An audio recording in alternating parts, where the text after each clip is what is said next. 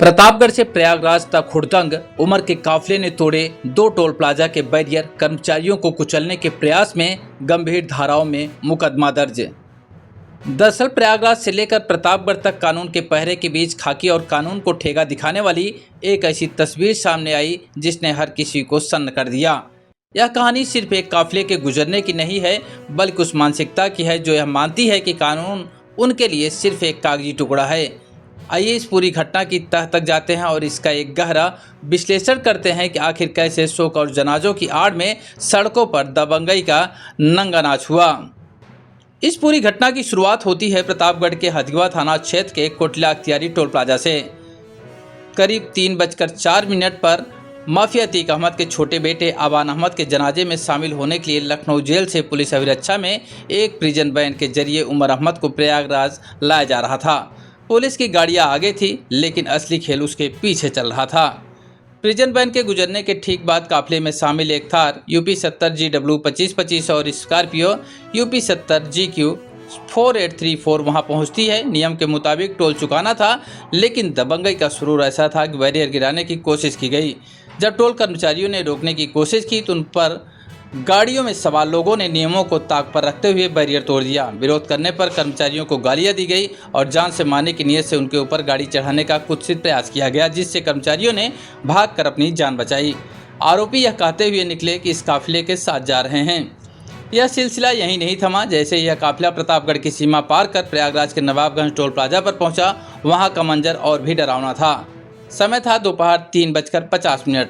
उमर अहमद को ले जा रही प्रिजन वैन के पीछे पीछे दर्जनों निजी वाहनों का हुजूम चल रहा था। टोल प्लाजा पर जब कर्मचारियों ने टैक्स वसूलने के लिए बैरियर गिराए तो काफिले में शामिल वाहन चालकों का गुस्सा फूट पड़ा। उन्होंने जबरन बैरियर तोड़ दिए। टोल मैनेजर और कर्मचारियों का साफ आरोप है कि इन गाड़ियों को इतनी तेजी और लापरवाही से भगाया गया कि वहां मौजूद कर्मचारियों की जान बाल बाल बची। उन्हें कुचलने की कोशिश की गई। मामले की गंभीरता को देखते हुए पुलिस प्रशासन ने सख्त रुख अपनाया है। हथगवा थाने में कोटला अख्तियारी टोल प्लाजा के प्रबंधक मोहम्मद इसहाक की तहरीर पर पुलिस ने भारतीय न्याय संहिता की गंभीर धाराओं 281, 109, 352, 351 के तहत अज्ञात वाहन चालकों और अन्य साथियों के खिलाफ FIR दर्ज कर ली है। इस मामले की जांच उप निरीक्षक प्रिंस तिवारी को सौंपी गई। अब जरा इस पूरी घटना का एक विश्लेषणात्मक पहलू देखिए।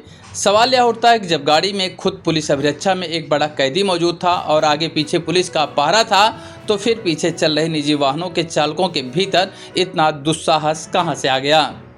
क्या खाकी का खौफ खत्म हो चुका है, या फिर इस तरह के आयोजनों का इस्तेमाल अपनी ताकत और दबंगई दिखाने के लिए किया जा रहा था?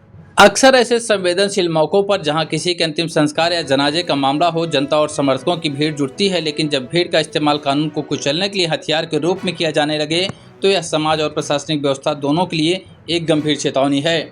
टोल प्लाजा पर बैरियर तोड़ना सिर्फ सरकारी संपत्ति को नुकसान पहुंचाना नहीं है, बल्कि यह इस बात का प्रतीक है कि कुछ लोग कानून के दायरे में रहने से पूरी तरह इनकार कर चुके हैं। प्रतापगढ़ के SP दीपक भूकर ने साफ कर दिया है कि टोल ना देने के लिए, बैरियर तोड़ने और कर्मचारियों की जान खतरे में डालने वालों को बख्शा नहीं जाएगा। 28 से अधिक वाहनों के नंबरों को खंगाला जा रहा है और CCTV फुटेज के आधार पर आरोपियों की पहचान की जा रही है। लेकिन यह घटना एक बड़ा सवाल छोड़ जाती है। क्या शोक और संवेदना की आड़ में इस तरह की अराजकता को हमेशा नज़रअंदाज किया जाता रहेगा, या फिर इस बार प्रशासन इन दबंगों पर ऐसा शिकंजा कसेगा कि भविष्य में कोई भी कानून के साथ खिलवाड़ करने की हिम्मत ना जुटा सके?